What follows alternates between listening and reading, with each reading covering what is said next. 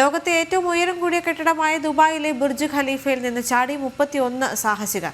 Dubai കിരീടാവകാശി Sheikh Hamdan സമൂഹ മാധ്യമത്തിലൂടെ പുറത്തുവിട്ട ദൃശ്യങ്ങളാണ് ഇപ്പോൾ സമൂഹ മാധ്യമങ്ങളിൽ തരംഗമാവുന്നത്.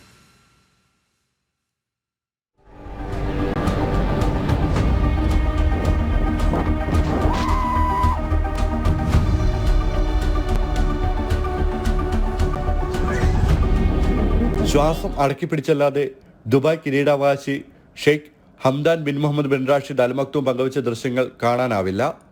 ബുർജ് ഖലീഫയുടെ 139 നിലയിൽ നിന്നായിരുന്നു 31 പേരുടെയും താഴേക്കുള്ള ചാട്ടം.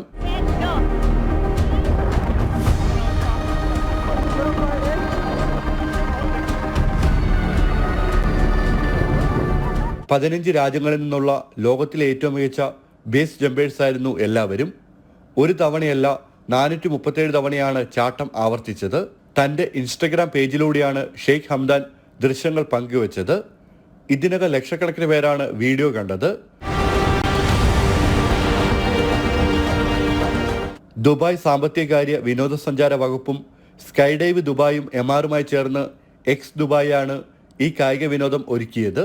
12 മീറ്റർ നീളത്തിൽ പ്രത്യേകമായി തയ്യാറാക്കിയ പ്ലാറ്റ്ഫോമിൽ നിന്നാണ് അത്ലറ്റുകൾ താഴേക്ക് ചാടിയത്.